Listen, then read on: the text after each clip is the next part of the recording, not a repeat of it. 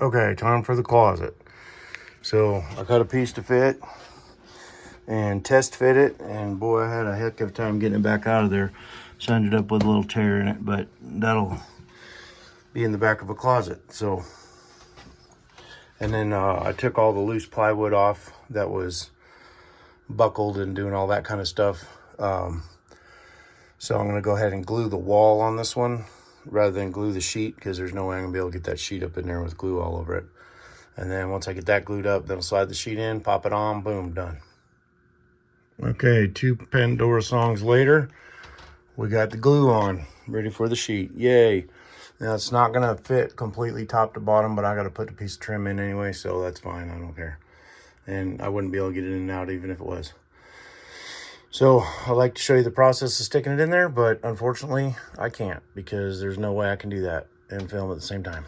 But basically you cup the sheet like this and get it in behind the deal and let it expand out, and then flip the top in. So that's what I'm going to attempt.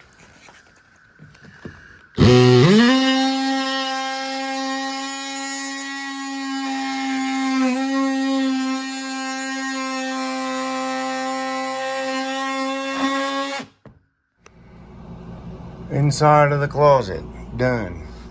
I had to cut this piece to get it to fit because it didn't want to make all the bends and stuff that it needed to make, so I just cut a strip on there. I could have put little transition strips in there, but I did not.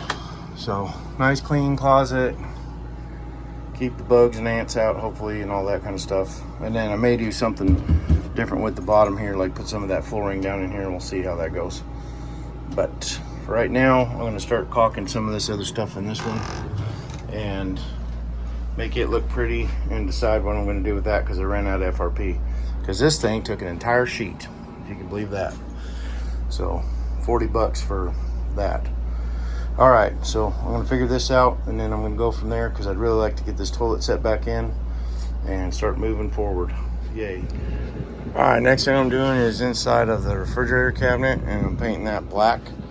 And I put a brace up underneath here because this was pretty soft, so I screwed that in to help support it. And then I cut some flooring pieces that are going to sit on top of here when I get done. But I'll probably paint over it just to help preserve the wood. It needs all the help it can get. And just paying special attention not to get paint all over the wires. And then since I don't have a gas refrigerator anymore, I'm just going to screw that off to the side, make sure that the valve is off. And then these little flat things that are made out of leather or vinyl or whatever they are, I'm going to paint over those too. And then that'll at least just make the inside of this cabinet a consistent color. And once the refrigerator goes in there, it'll kind of seem like it just disappears in the back. And then I'm going to put a shelf in here to set the microwave on, so that'll all be set. And then I still need to plug that hole, but anyways, so here we go. Yay. So something else I did was I cut out some scrap styrofoam and put it in the hole there. And then I used a really skinny screwdriver,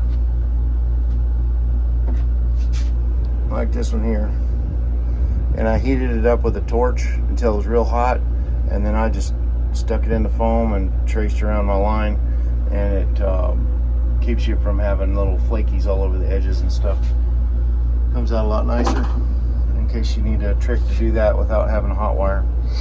Okay, here we go, more painting. Oh, and I made this piece of wood to go on the back of that there to cover that up, just for a little extra reinforcement, because all it is just a piece of foam there, and I'll probably stick a couple screws in to hold it.